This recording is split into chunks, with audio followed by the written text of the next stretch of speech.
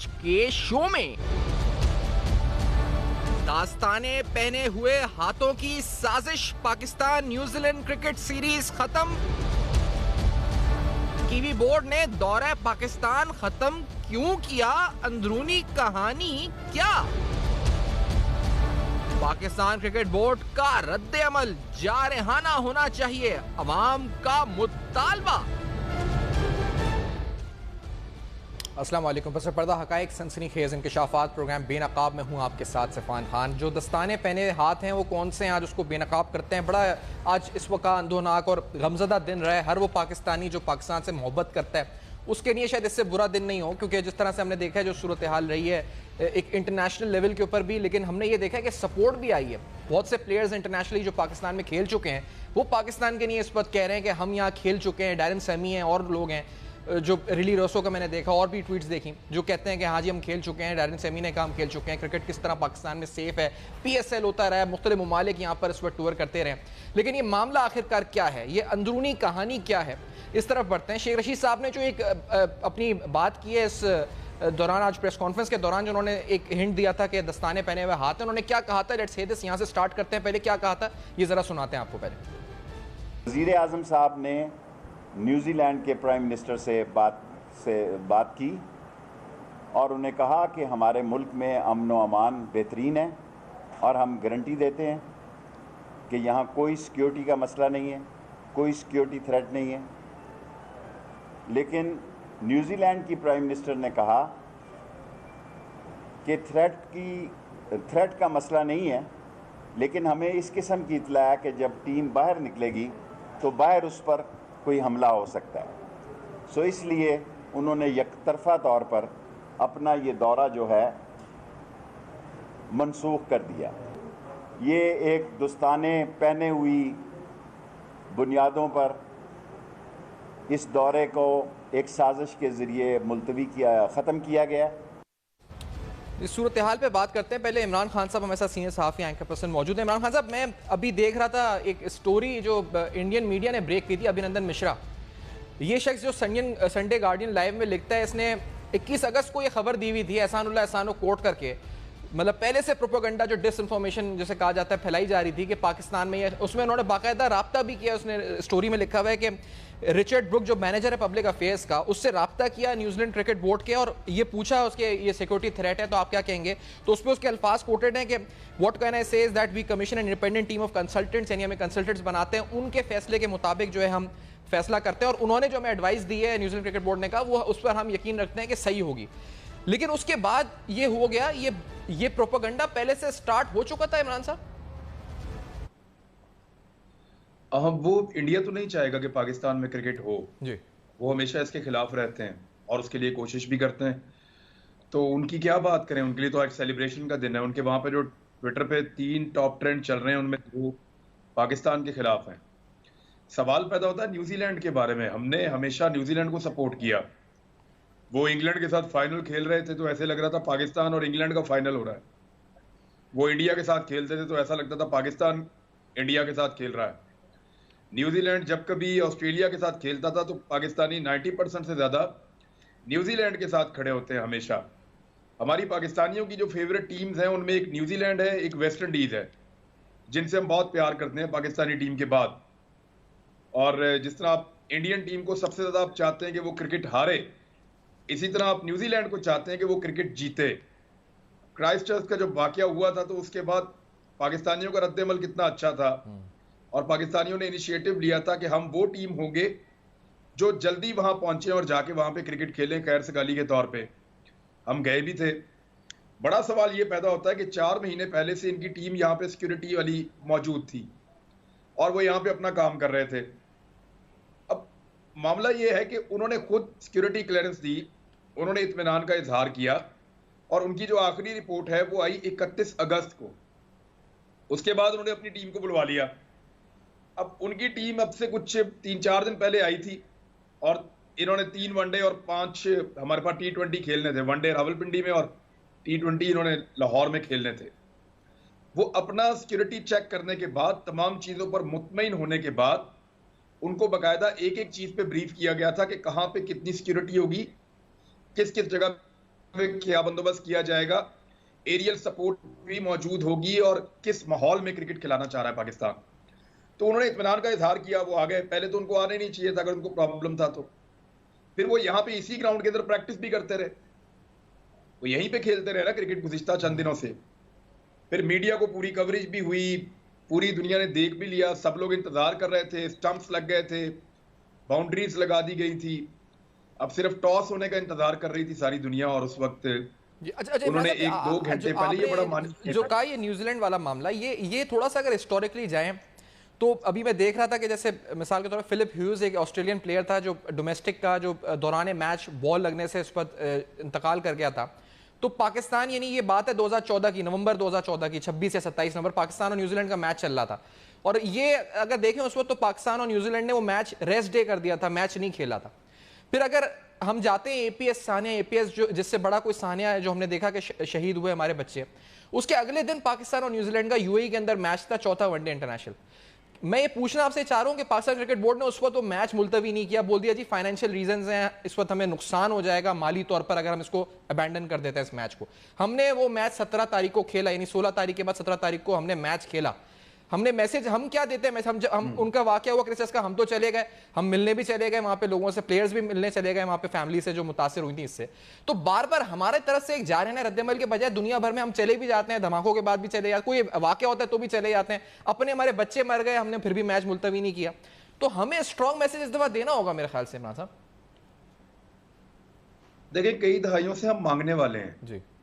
हमारे हुक्मरान जो हैं वो उन मुल्कों के अंदर अपनी जायदादें बनाते हैं, वहां पे जाकर भिकमंगे बन के फिरते हैं और रालें टपका टपका के उनके लीडर से मुलाकात के लिए टाइम मांगते हैं। कुत्ते जैसी हैसियत करके रखी है, खुदा ना खास्ता मेरे मुंह से ऐसी चीज निकलेगी जो हमारे हुक्मरानों ने हमारे साथ किया है। पाकिस्तान बड़ा मुल्क है, एटॉमिक पावर है, दुनिया की आबादियों के अंदर निकालो हम हर चीज में टॉप 10 पे आते हैं, वसाइल हमारे पास बहुत सारे हैं, दुनिया की शानदार चीजें इस मुल्क के अंदर हैं। लेकिन हमारे हुक्मरानों ने जो इस मुल्क के साथ किया है ना, जिस किस्म की सौदेबाजी और जिस लेवल पे लाके खड़ा किया है, अब वो सारी दुनिया तवक्को करती है वैसे ही बन जाओ जैसे तुम पहले कई दहाइयों से हो। अब आप अपने आप को तब्दील करने की कोशिश करते हैं। वो कहते हैं जी आप तो जूते खाते थे आराम से झुक कर, जब हम आपको कहते थे हम हमारा जूते मारने को दिल कर रहा है तो आप फौरन झुक जाते थे, जी मारिए हमारी तशरीफ हाजिर है, जूते मारें आप। तो हम जूते खाते थे, वो शौक से जूते मारते थे जी। अब ये हुकूमत कह रही है जी जूते नहीं खाने, उनको मजा नहीं आ रहा। अब आपके साथ ये होगा। देखिए, मैंने थोड़े दिन पहले ये कहा था कि अमेरिका पाकिस्तान पर पाबंदियां लगवाएगा, ये थोड़े अरसे के बाद आपके ऊपर ये भी बोझ पड़ेगा, तब दोबारा आप लोग ट्रेंड चलाएंगे। वही साबिक हुक्मरान जिन्होंने पाकिस्तान की हर जगह बेइज्जती करवाई है अपने जाती फायदों के लिए, वही हुक्मरान ट्रेंड चलाएंगे। Absolutely not. वही लोग ट्रेंड चलाएंगे कि पाकिस्तान को जलील और रुसवा करवा के रख दिया, ये है आपकी फॉरेन पॉलिसी। भाई आप पाकिस्तान के पल्ले क्या छोड़ के गए? गैरत वाली बात हम करते हैं, दुनिया हमारी बात ही नहीं सुनती। वो ये कहते हैं जी हमें आदत पड़ी हुई है आपको जूते मारने की, आप जूते खाइए, ये है हमारी औकात। क्या उस वक्त का वज़ीर आज़म नहीं कह सकता था मैच कैंसिल कर दें? करवा सकते थे, लेकिन नजम सेठी साहब ने कहा नहीं जी मैच खेलते हैं, फाइनेंशियल रीजंस हैं। सही। और वो अपने आप को ये आप बड़ा एक कॉलम है मेरे सामने इस वक्त, the day when cricket was not a winner. ये जो ईओबीआई के साबिक चेयरमैन है, मेरी इनसे बात भी हुई अजहर हमीद साहब से, तो उन्होंने लिखा जी कि ये वो दिन था जब पाकिस्तान मैच तो हारा लेकिन इस दिन कुछ भी अच्छा क्रिकेट भी हारा। के आखिरी अल्फाज थे, may God give us the wisdom and courage to take bold decisions when they are really needed. And I heard in the evening that Pakistan lost, I couldn't care as to who won or who lost, because for once cricket for me was not the winner. हमने उसके अगले दिन match खेल लिया New Zealand के साथ, चौथा one day UAE के अंदर, और उस वक्त हमने मैच मुलतवी नहीं किया, हम खेलते रहे मैच। और अब उनके छोटे छोटे वाक़ या जो भी उनके वाक़यात, या जैसे उनका एक क्रिकेटर मर गया, वो भी जांबाग जो हुआ वो इस पर दौरान मैच हुआ हादसाती तौर पे, कोई दहशतगर्दी में नहीं हुआ था, हमने मैच मुलतवी कर दिया। जी। आपने कभी गौर किया था कि जब मियां नवाज शरीफ बाहर से आते थे, अमेरिका से, यूरोप से, आते ही एयरपोर्ट पे पहली बात क्या करते थे? हमें अपना किबला दुरुस्त करने की जरूरत है, हमें अपना घर दुरुस्त करने की जरूरत है। जरदारी साहब, गिलानी साहब आते थे, सबसे पहले यही कहते थे, किबला दुरुस्त करने की जरूरत है, घर दुरुस्त करने की जरूरत है। पहली दफा हम दुनिया को कह रहे हैं कि अपने आप को दुरुस्त करो, पाकिस्तान ने बहुत नुकसान उठाया तुम्हारे चक्करों में। तुमने पाकिस्तान को उतना दिया नहीं जितना लूटा और बर्बाद किया है। हम और बोझ तुम्हारा नहीं उठा सकते। पहली दफा हम ये कह रहे हैं। और मजे की बात यह है कि वही साबिक हुक्मरान जो हमेशा अपने अंदर कीड़े निकालते थे, उन्होंने तो कभी डोजियर नहीं दिया इंडिया के खिलाफ। उन्होंने तो नहीं कभी दुनिया को कहा कि जनाब इंडिया ये कर रहा है कश्मीर में और ये कर रहा है जनाब वो पाकिस्तान के अंदर और इस दहशतगर्दी के पीछे वो है। उन्होंने कभी अमेरिका को नहीं कहा कि एब्सोल्युटली नॉट, बल्कि वो तो कह रहे थे कि ड्रोन मारते जाओ, हमारे बंदे मरते जाएंगे, हम मुजम्मत कर दिया करेंगे, उसकी आपने फिक्र नहीं करनी। ये तो थी कौमी गैरत। तो अब इस तरह के हुक्मरानों की आदत डाल दी हमने पूरी दुनिया को। अब अगर आप मुख्तलिफ तरीके से रद्द-ए-अमल देंगे तो ये आपके साथ होगा। अब ये उसकी शुरुआत है, और भी चीजें होंगी। या तो इसको बर्दाश्त करके एक गैरतमंद मुल्क बनने की तरफ चलना शुरू कर दें, तो या फिर चुप करके वापस बेगैरती का कंबल ओढ़ के क्रिकेट खेलिए, तालियां बजाइए, एंजॉय कीजिए और जूते खाइए। नहीं तो आप अगर इस एक्शन पॉइंट बताएं तो क्या, यानी पीसीबी अब क्या न्यूजीलैंड को किस तरह से जा रहे हैं? क्योंकि अभी इन्होंने कहा है रमीज राजा साहब ने कि हम will see you in the ICC, तो क्या करेंगे ये? मतलब क्या करना क्या चाहिए इस वक्त, आप क्या समझते हैं? नहीं, कुछ नहीं कर सकेंगे, उनका राइट है, उनका राइट है जी। अगर कोई टीम डर के वापस चली जाती है तो वो जाके आराम से ये कहेंगे जनाब वहां पे हथियार ही इतने ज्यादा थे, इनकी फौज के हाथ में हथियार थे, इनकी पुलिस के हाथ में हथियार थे, हम डर गए, हम नहीं खेल पा रहे थे उस माहौल में, एक हॉस्टाइल इन्वायरमेंट था, हमें नहीं अच्छा लगा, हम वापस चले गए हैं। हालांकि यही माहौल इनको पहले अच्छा लग रहा था। देखें, आप गौर करें, उनकी बात आईसीसी मान लेगा क्योंकि उनके साथ इंडिया खड़ा हो जाएगा, ऑस्ट्रेलिया और इंग्लैंड खड़े हो जाएंगे। मामला यह है कि इसका जवाब पता कैसे दिया जाएगा? मेरे पास उसका आसान तरीका है, go and win every game. दिन रात मेहनत करो, मैदान में जाओ, पूरी दुनिया में हर गेम को जीतो, आपकी जीत जवाब होगी। आप बैट से और बॉल से जवाब दे सकते हैं। वैसे आपके पास इतनी ताकत इस वक्त नहीं है कि दुनिया आपकी बात सुने। गैरत का तकाजा यह है कि जाओ और जाकर मैचेस जीतो। अभी T20 वर्ल्ड कप आ रहा है। नहीं, T20 वर्ल्ड कप के अलावा भी आप वर्ल्ड कप इमरान साहब अवाम को, क्योंकि अभी मैं तमाचा अभी एक क्रिकेटर को फॉर्मर सुन रहा था मैं, वो कह रहे थे कि अवाम को चाहिए और लोगों को, एनसीओसी को भी चाहिए कि बिल्कुल खोल दें डोमेस्टिक क्रिकेट के लिए भी ऑडियंस को, ताकि स्टेडियम्स भरें और लोग दिखाएं जी कि यहाँ के डोमेस्टिक मैचेस से भी ऑडियंस भरी हुई है और यहाँ पर कोई दहशतगर्दी का वाकया नहीं हो रहा। तो ये भी मैसेज अवाम की तरफ से भी जाना चाहिए कि हम जाएंगे और हमें कोई डर नहीं है, कोई खौफ नहीं, पाकिस्तान एक पुरअमन मुल्क है, ये भी होना चाहिए मेरे ख्याल से। इमरान साहब देखिए, हमें बिल्कुल इस वाकये के ऊपर ना पागल नहीं हो जाना चाहिए जी। हमारे साथ ज्यादती हुई है, इस ज्यादती को याद रखना चाहिए, जिन्होंने की है उनको भी याद रखना चाहिए और उनसे बदला हम ग्राउंड में लेंगे। हम पुरअमन मुल्क हैं। सही अब अगर हम इस दीवानेपन के अंदर कोविड के दौरान अपने लोगों को घुसा देंगे स्टेडियम्स के अंदर, तो वो ख्याल नहीं करेंगे सिर्फ के लिए, तो वो मेरे ख्याल में नॉर्मल रहना चाहिए, नॉर्मल रहना चाहिए और जवाब ग्राउंड में देना चाहिए। एग्जैक्टली। आपका बहुत शुक्रिया अदा करेंगे इमरान खान साहब, आपने दिया अपना तज़किया इस पूरी सूरत हाल पर। नाज़रीन, बहुत से अहम सवालात हैं जो उठ रहे हैं इस वक्त। आज जो भी हुआ इसकी इत्तला भारतीय मीडिया को, एक ऐसा रिपोर्टर अभिनंदन मिश्रा, इसके बारे में थोड़ी मैंने तहक़ीक़ात भी की और इस तहक़ीक़ात में मुझे पता चला कि ये वही शख्स है जिसने 18 जनवरी 2020 को एहसानुल्लाह एहसान के एस्केप की खबर पहली बार इंडियन मीडिया में रिपोर्ट हुई थी एक हफ्ते बाद। यही आदमी था। ये इस पर रॉ इंडियस कौन सा नेक्सस है, क्योंकि कुछ छुपे दस्ताने जो बात की है शेख रशीद साहब ने, बड़ी मीनिंगफुल बात है। इस रिपोर्टर की बात जो इस वक्त इस रिपोर्टर ने की है, ये रिपोर्टर की बात इस वक्त आप अगर सुने तो ये पहले से कैसे इसको पता है कि ऐसा कुछ होगा, और ये न्यूजीलैंड के बोर्ड से रब्ता करके उनको आगाह कर रहा है कि ऐसा होने का कोई खदशा है। उसके बावजूद उनकी टीम आ जाती है यहाँ सिक्योरिटी। और ये भी बिल्कुल इंपॉर्टेंट सवाल है जो इस वक्त इमरान साहब भी रेस कर रहे थे कि चले भारत का तो काम ही यही है, न्यूजीलैंड क्या कर रहा था? यानी न्यूजीलैंड की पूरी सिक्योरिटी जो एडवाइजर्स थे उन्होंने क्लियर किया, और अभी जो हमने थोड़ी देर सोर्स से इत्तला में दी थी वो कह रहे थे कि वहां पे जो ऑन ग्राउंड एडवाइजर्स थे वो भी मुतमईन थे। फिर आखिरकार यहां पहुंचने से इस तरह तो टेप बॉल क्रिकेट में भी नहीं होता, शायद टेप बॉल क्रिकेट के अनप्रोफेशनल एनवायरनमेंट में भी ये नहीं होता unprofessional environment tape ball cricket के कि आखिरी वक्त के ऊपर मैच से पहले, यानी टॉस से पहले कोई टीम कहते मैं नहीं खेलता, हम नहीं खेल रहे मैच। ये इंटरनेशनल लेवल के मैच के अंदर ये सब कुछ हो रहा है और उस मुल्क के साथ जिसको हम सपोर्ट करते रहे मुसलसल, जिसकी खातिर हमने अपने मैच छोड़ दिए और अपने साहने पर भी फिर भी उनके साथ मैच खेला हमने 4th ODI। Let's take a break. इस ब्रेक के बाद आते हैं कुछ और अहम सवालात उठाते हैं इस पूरे आज जो हुआ इसके मुख्तलिफ एस्पेक्ट से, सिक्योरिटी एस्पेक्ट, क्रिकेट एस्पेक्ट, सब पे गुफ्तगू होगी। इस मुख्तसर से ब्रेक के बाद हमारे साथ रहेगा।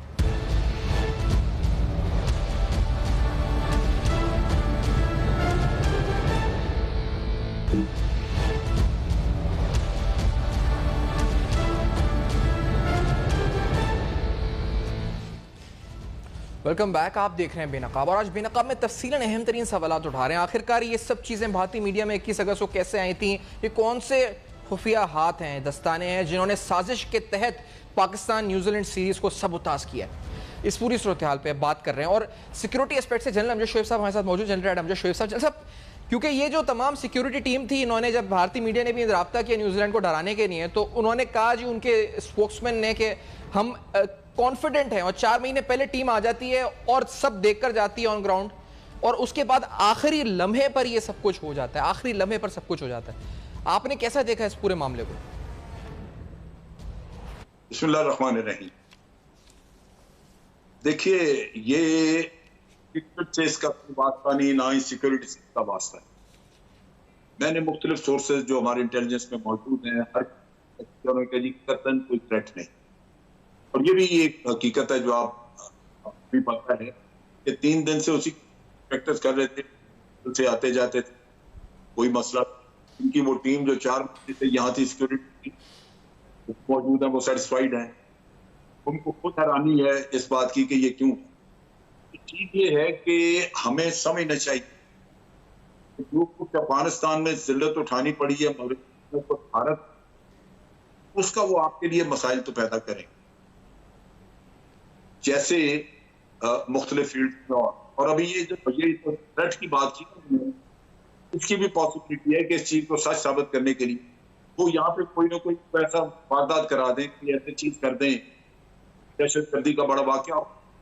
तो मेरा ख्याल है कि हमें रिस्पॉन्स एक तो नेशन देनी चाहिए, और वो पार्लियामेंट तौर पे होनी चाहिए, वो इंडिविजुअल नहीं होनी चाहिए। और फिर मेरा ख्याल है कि इस फील्ड में सिर्फ और चीजों के बारे में, क्योंकि ये मैसेज दिया गया है सिर्फ इन्वेस्टर्स को कि पाकिस्तान में फिजा में यहाँ पे चाइना के ऊपर एक दो उनके लोगों पे जो 1-2 हमले हुए, उसके बाद वो बड़े अपसेट थे और मुख्तलिफ मौकों पे वो इजहार भी करते रहे। अब उनको भी ये मैसेज दिया है कि आप तैयार रहो, ये टेररिज्म आएगा। उनको भी हो सकता है कि चार हो वो छोड़ दें यहाँ पे काम। तो चीज ये है कि आपकी इकॉनमी को तबाह करने के लिए ये अमल जारी है। इससे पहले IMF और FATF में तो आप फंसे पड़े, आपको निकलने भी देंगे वहां से। अब जाहिर है FATF के आपने सारे रुकावट पूरे कर दिए तो उन्होंने फिर भी आपको नहीं निकाला। और IMF की वजह से आज आपका डॉलर का बढ़ रहा है।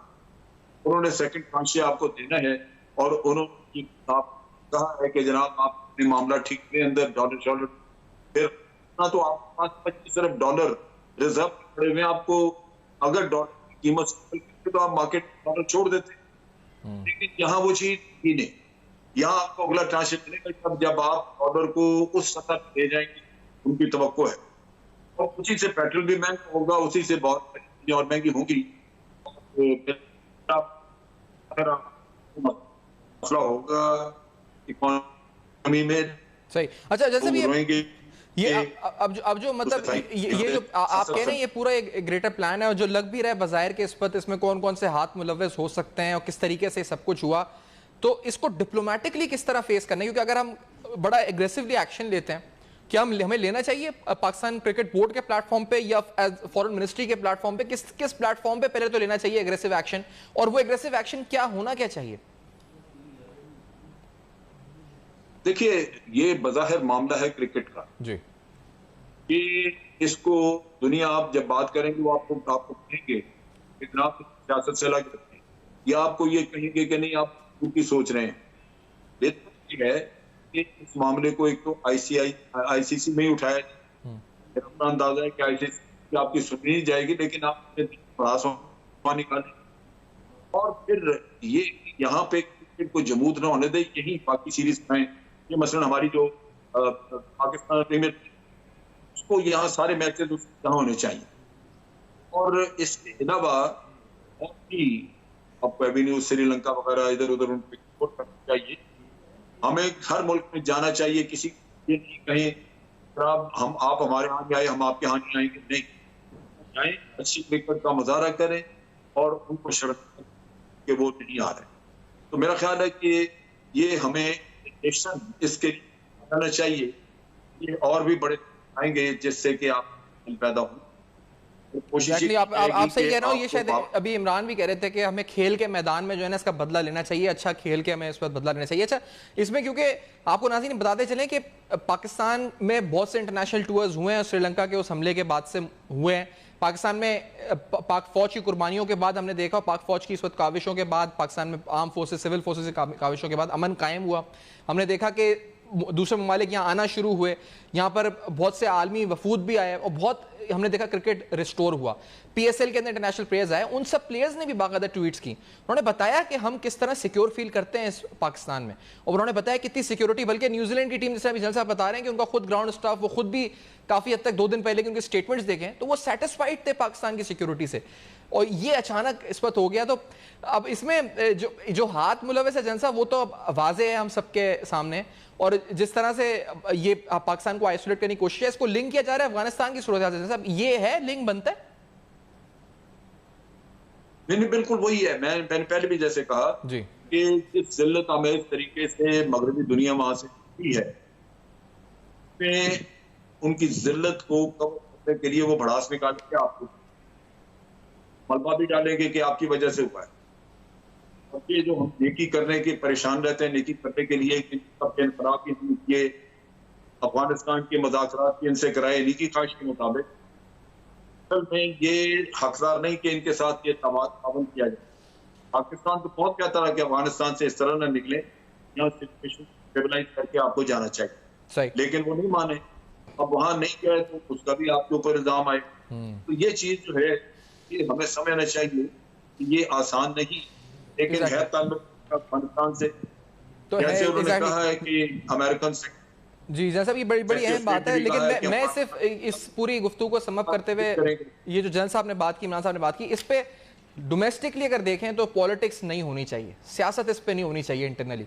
ये मेरा ख्याल है एक ऐसा कॉज बन चुका है जो पूरी कौम को, जिस अभी हम बात भी कर रहे हैं मुसलसल, पूरी कौम के लिए एक कॉज बन चुका है। हमें खेल के मैदान में बदला लेना है या हमें डिप्लोमेटिकली जिस तरह भी इसको टैकल करना है, आईसीसी में टैकल करना है, वो सब स्ट्रैटेजीज गवर्नमेंट की हैं, लेकिन शायद इस पे सियासत नहीं होनी चाहिए इस मसले के ऊपर, क्योंकि ये हमें एक करने का एक मौका, हमें एक होना चाहिए इस एम्बैरेसमेंट को फेस करने के लिए जो कोशिश की गई है हम पर साजिश के तहत, और इसका जवाब भरपूर तरीके से देना चाहिए। जलसा आपका शुक्रिया अदा करेंगे, आपने ज्वाइन किया, और इससे पहले इमरान खान साहब साथ थे। एक ब्रेक के बाद नाज़रीन आएंगे, एक और बड़ा इंपॉर्टेंट चैलेंज है और पाकिस्तानियों ने उस चैलेंज को भी अबूर किया है। पिछले 7 महीने में एक भी पोलियो केस रिपोर्ट नहीं हुआ है, बड़ी इंपॉर्टेंट डेवलपमेंट है, और इसके साथ जो नई इम्यूनाइजेशन कैंपेन है इस पर गुफ्तगू होगी। एक ब्रेक के बाद हमारे साथ रहेगा।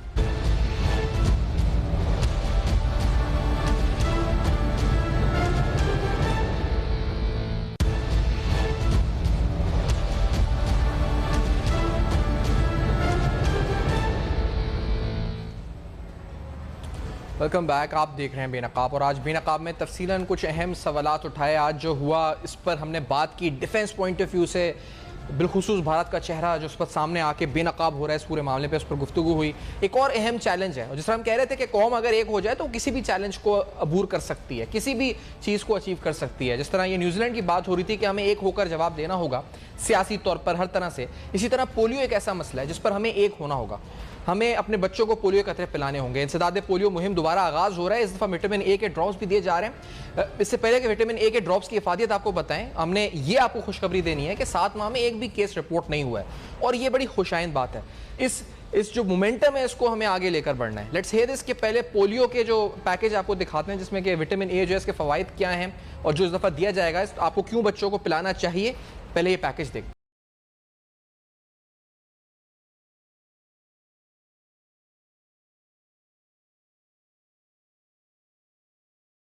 सकाफती निज़ाम मजबूत होता है और बच्चे बीमारियों मसलन नमूनिया, खसरा और दीगर बीमारियों से महफूज रहते हैं। बच्चों की नज़र दुरुस्त रहती है, वो अंधेपन का शिकार नहीं होते।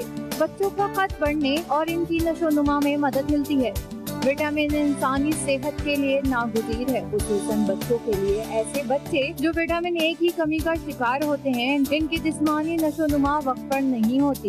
एक तहकीक के मुताबिक सिर्फ विटामिन ए के सप्लीमेंट बच्चों की नशोनुमा में कमी को ठीक कर सकते हैं। विटामिन ए के बायस बच्चों के खत तेजी से बढ़ते हैं और क़ुव्वत मदाफ़ियत के बायस मुख्तलिफ बीमारियों से महफूज रहते हैं। यही वजह है पोलियो के खतरों के साथ बच्चों को विटामिन ए की भी एक खास मिक़दार दी जा रही है, जो कि हुकूमत पाकिस्तान की एक अहम काविश है।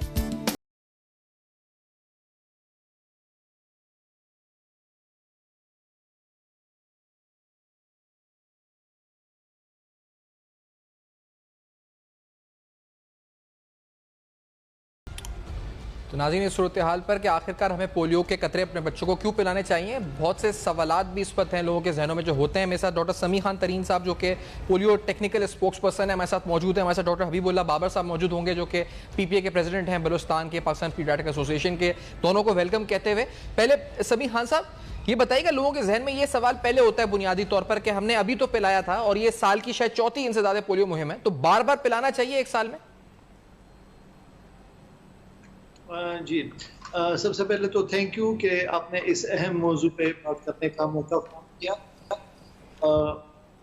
असल में बात यह है कि पोलियो के जैसे हम जो एक चीज़ है जिससे बच्चे माजूर होते हैं, तो इसमें ये है कि पोलियो के लिए हमें खास इम्यूनिटी चाहिए। अब बार बार जो हमें ये कहा जाता है बार बार क्यों पोलियो की तकलीफ आ रहा है, ये कि हमारे जो इन्वायरमेंट में या हमारे वायरस की मौजूद है इस टाइम, जब तक ये मौजूद रहेगी और हम अपने बच्चों की उस लेवल तक ना पहुंचाएं जहाँ पे ये पोलियो जो हम इरेडिकेशन यानी जा रहे हैं, तो ये पोलियो के कतरे बार बार जरूर पिलाने। इसमें इस तरह होता है कि हम ये कोशिश करते हैं जैसे NIT नेशनल इम्यूनाइजेशन डेज ये कैंपेन, तो कोशिश हमारी 4 से 5 दिन की जो कैंपेन जारी है इसमें तमाम पाकिस्तान के बच्चों हम ये 2 कतरे पिला पाए और उन तक। लेकिन कुछ ऐसे हालात कुछ इस तरह हो जाते हैं कि कुछ बच्चे हमसे रह जाते और वो बच्चे हमारे उन बच्चों के लिए जो कतरे होते हैं उनके लिए मुसलसल एक खतरा होता है। तो हमारी कोशिश ये होती है कि हम कम अज कम ज़्यादा से 100% या 95% तक के कतरे जरूर पिलाएं, और जो बच्चे रह जाएंगे लाजमी वो वायरस के उसके ज़ेरे उन पे असर हो सकता है और उनकी वजह से सही। और एक और, क्योंकि डॉक्टर हबीबुल्लाह साहब भी साथ है, तो एक सवाल और होता है जी, जो हबीबुल्लाह साहब आप तक आवाज़ भी आ रही होगी मेरी, तो आपको खुशामदीद कहते हुए कि नौज़ायदा बच्चे जो होते हैं उनको वो कमज़ोर होते हैं तो उनको वैक्सीन लगानी नहीं चाहिए, तो उससे ये एक लोगों के जहन में मिथ होता है, एक लोगों के जहन में सवालात होते हैं, इस पर आप क्या कहना चाहेंगे हबीबुल्लाह साहब? अस्सलाम वालेकुम, thank you sir for inviting. Actually vaccine किसी भी एज में लगाई जा सकती है, लेकिन जो बच्चे NICUs में या उसमें अगर एडमिट हैं और वो प्रीमेच्योर बच्चे हैं तो उनको हम थोड़ा उस वक्त नहीं लगाते, देते हैं पोलियो ड्रॉप्स। लेकिन आउटसाइड जाने पे ऐसे बच्चों को भी हम वैक्सीनेट कर सकते हैं, इसमें कोई हार्म नहीं है। सही। और इसके साथ साथ क्योंकि ये भी लोगों के जहन में सवाल होता है कि जो पोलियो टीम आ रही है हमारे पास, क्या वो वेल इक्विप्ड है, क्या उनके पास जो दवाएं हैं वो सही हैं, क्या वो उनके पास उनकी प्रैक्टिस एक्सपर्टीज है भी या नहीं है, या वो अनप्रोफेशनल है, तो इस बारे में किस तरह एड्रेस करते हैं इस प्रॉब्लम के लिए आप क्या कहना चाहेंगे डॉक्टर साहब? देखिए, पोलियो वैक्सीन की जो चेन है, कोल्ड चेन है, वो मेंटेन रहती है। पोलियो भी इसी तरह है जिस तरह के दीगर वैक्सीन हैं। असल में हमारे यहाँ हर चीज को एक इशू बना दिया जाता है, पॉलिटिसाइज कर दिया जाता है और फिर लोगों के जहन में वसवसे तरह तरह के ख्यालात आना शुरू होते हैं।